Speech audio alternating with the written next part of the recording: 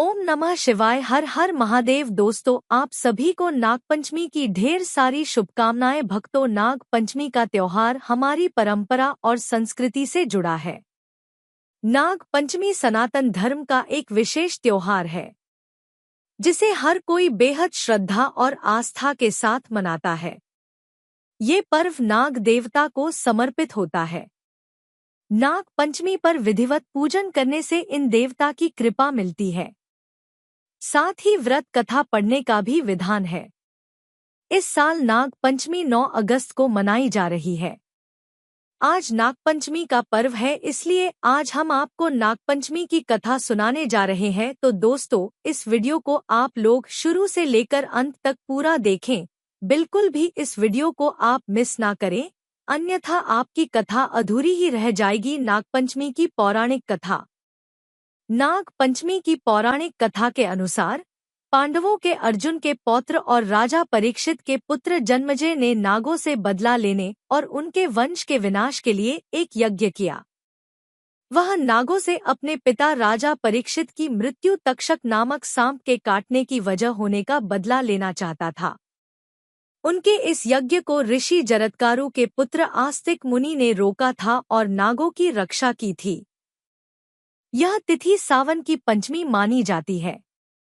सांपों को शीतलता देने के लिए उन्होंने उनके शरीर पर दूध की धार डाली थी। तब नागों ने आस्तिक मुनि से कहा कि पंचमी को जो भी उनकी पूजा करेगा उसे कभी भी नागदंश का भय नहीं रहेगा। तभी से श्रावण मास की शुक्ल पक्ष की पंचमी तिथि को नाग पंचमी मनाई जाती है। नाग पंचमी की अन्य कथा कुछ इस प्रकार है। प्राचीन काल में एक सेठ जी के 7 पुत्र थे। सातों के विवाह हो चुके थे। सबसे छोटे पुत्र की पत्नी श्रेष्ठ चरित्र की विदुषी और सुशील थी, परंतु उसके भाई नहीं था। एक दिन बड़ी बहू ने घर लीपने को पीली मिट्टी लाने के लिए सभी बहुओं को साथ चलने को कहा तो सभी धलिया और खुरपी लेकर मिट्टी खोदने लगी। तभी वहां एक सर्प निकला, जिसे बड़ी बहू खुरपी से मारने लगी। यह देखकर छोटी बहू ने उसे रोकते हुए कहा, मत मारो इसे, यह बेचारा निरपराध है। यह सुनकर बड़ी बहू ने उसे नहीं मारा। तब सर्प एक ओर जा बैठा। तब छोटी बहू ने उससे कहा, हम अभी लौट कर आती हैं, तुम यहाँ से जाना मत। यह कहकर वह सबके साथ मिट्टी लेकर घर चली गई और वहां कामकाज में फंसकर सर्प से जो वादा किया था उसे भूल गई। उसे दूसरे दिन वह बात याद आई तो सबको साथ लेकर वहां पहुंची और सर्प को उस स्थान पर बैठा देखकर बोली, सर्प भैया नमस्कार। सर्प ने कहा, तू भैया कह चुकी है, इसलिए तुझे छोड़ देता हूँ, नहीं तो झूठी बात कहने के कारण तुझे अभी डस लेता। वह बोली, भैया मुझसे भूल हो गई, उसकी क्षमा मांगती हूँ। तब सर्प बोला, अच्छा, तू आज से मेरी बहन हुई और मैं तेरा भाई हुआ। तुझे जो मांगना हो मांग ले। वह बोली, भैया मेरा कोई नहीं है, अच्छा हुआ जो तू मेरा भाई बन गया। कुछ दिन व्यतीत होने पर वह सर्प मनुष्य का रूप रखकर उसके घर आया और बोला कि मेरी बहन को भेज दो। सबने कहा कि इसके तो कोई भाई नहीं था, तो वह बोला, मैं दूर के रिश्ते में इसका भाई हूँ, बचपन में ही बाहर चला गया था। उसके विश्वास दिलाने पर घर के लोगों ने छोटी को उसके साथ भेज दिया। उसने मार्ग में बताया कि मैं वही सर्प हूँ, इसलिए तू डरना नहीं और जहाँ चलने में कठिनाई हो वहाँ मेरी पूंछ पकड़ लेना। उसने कहे अनुसार ही किया और इस प्रकार वह उसके घर पहुँच गई। वहाँ के धनैश्वर्य को देखकर वह चकित हो गई। एक दिन सर्प की माता ने उससे कहा, मैं एक काम से बाहर जा रही हूँ, तू अपने भाई को ठंडा दूध पिला देना। उसे यह बात ध्यान न रही और उससे गर्म दूध पिला दिया, जिसमें उसका मुख बेतरह जल गया। यह देखकर सर्प की माता बहुत क्रोधित हुई, परंतु सर्प के समझाने पर शांत हो गई। तब सर्प ने कहा कि बहन को अब उसके घर भेज देना चाहिए। तब सर्प और उसके पिता ने उसे बहुत सा सोना, चांदी, जवाहरात, वस्त्रभूषण आदि देकर उसके घर पहुंचा दिया। इतना ढेर सारा धन देखकर बड़ी बहू ने ईर्ष्या से कहा, भाई तो बड़ा धनवान है, तुझे तो उससे और भी धन लाना चाहिए। सर्प ने यह वचन सुना तो सब वस्तुएं सोने की लाकर दे दी। यह देखकर बड़ी बहू ने कहा, इन्हें झाड़ने की झाड़ू भी सोने की होनी चाहिए। तब सर्प ने झाड़ू भी सोने की लाकर रख दी। सर्प ने छोटी बहू को हीरामणियों का एक अद्भुत हार दिया था। उसकी प्रशंसा उस देश की रानी ने भी सुनी और वह राजा से बोली कि सेठ की छोटी बहू का हार यहाँ आना चाहिए। राजा ने मंत्री को हुक्म दिया कि उससे वह हार लेकर शीघ्र उपस्थित हो। मंत्री ने सेठ जी से जाकर कहा कि महारानी जी छोटी बहू का हार पहनेंगी, वह उससे लेकर मुझे दे दो। सेठ जी ने डर के कारण छोटी बहू से हार मंगा कर दे दिया। छोटी बहू को यह बात बहुत बुरी लगी।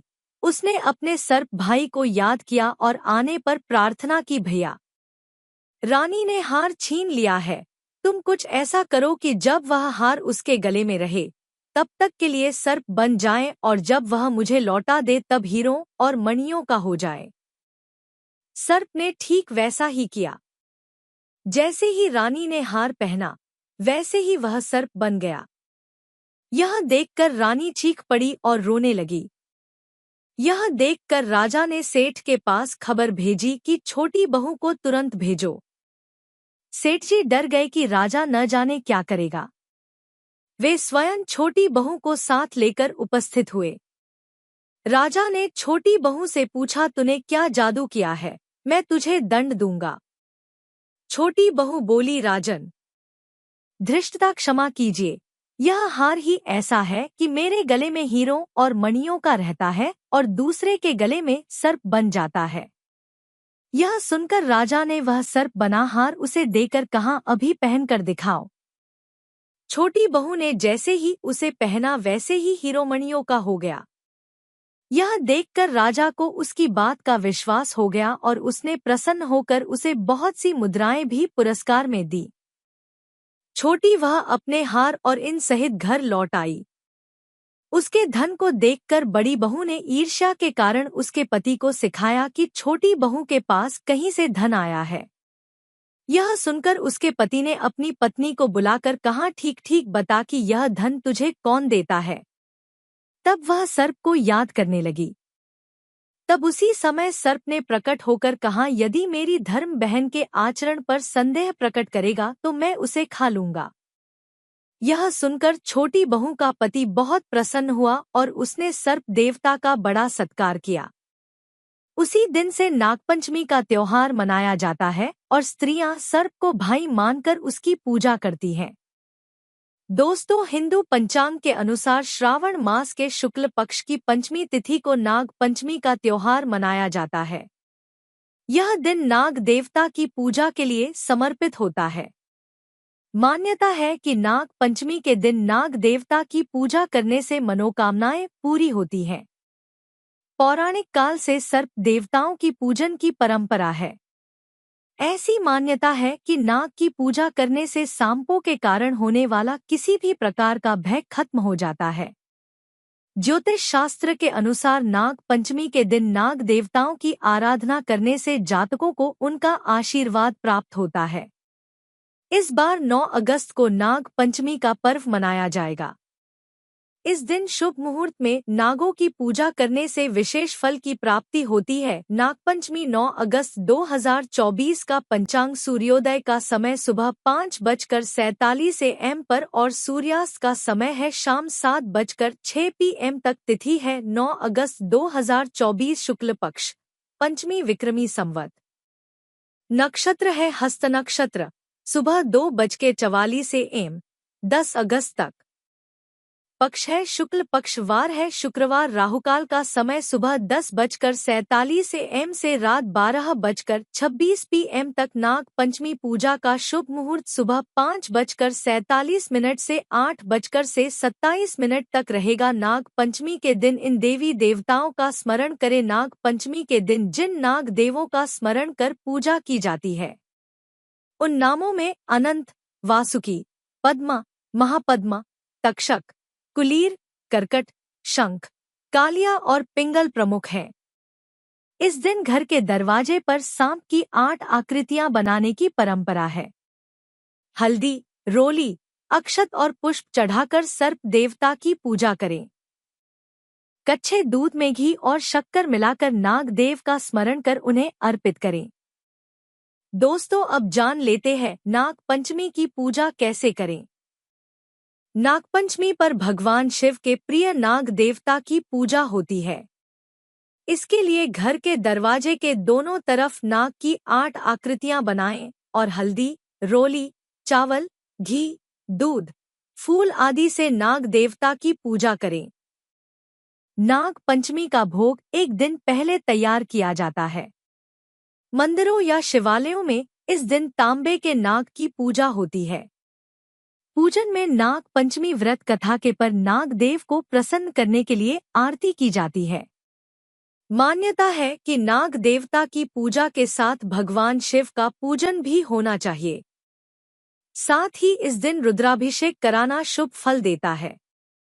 तो दोस्तों, आज के लिए इस बार नाग पंचमी का पर्व बेहद खास है, क्योंकि इस तिथि 2 शुभ योग का निर्माण हो रहा है। ज्योतिषियों और पंडितों के मुताबिक करीब 6 साल बाद 9 अगस्त यानी नाग पंचमी के दिन सिद्धि योग और अमृत सिद्धि योग का महासंयोग हो रहा है। इन 2 शुभ संयोगों में नाग पंचमी के दिन पूजा से अभीष्ट फल की प्राप्ति हो सकती है। धार्मिक मान्यता के अनुसार इस दिन देवताओं की विधिपूर्वक उपासना करने से घर परिवार में शांति और धनधान्य का वास होता है। साथ ही काल सर्प दोष से भी मुक्ति मिलती है। नाग पंचमी का महत्व। बारिश के महीने, विशेषकर सावन के महीने में बारिश के कारण सांप, नाग, बिच्छू और अन्य जहरीले सरीसृप जीव अधिक सक्रिय हो जाते हैं। नाग पंचमी के दिन सांपों की पूजा करके लोगों को सांपों और नागों के प्रति सम्मान और संरक्षण की भावना पैदा की जाती है। इससे भगवान शिव और मां पार्वती की कृपा प्राप्त होती है। प्राचीन काल से सावन का महीना सांप और नाग देवता, जल, कृषि और शिव पार्वती के साथ गहराई से जुड़ा हुआ है। नाग पंचमी पर्व को धर्म, संस्कृति और पर्यावरण के बीच एक अद्भुत संतुलन स्थापित करने वाला त्योहार माना जाता है। तो दोस्तों, आज के लिए इतना ही। वीडियो पसंद आया हो तो वीडियो को लाइक करें व चैनल को सब्सक्राइब भी कर ले व कमेंट में जय भगवान भोलेनाथ अवश्य लिखे। धन्यवाद।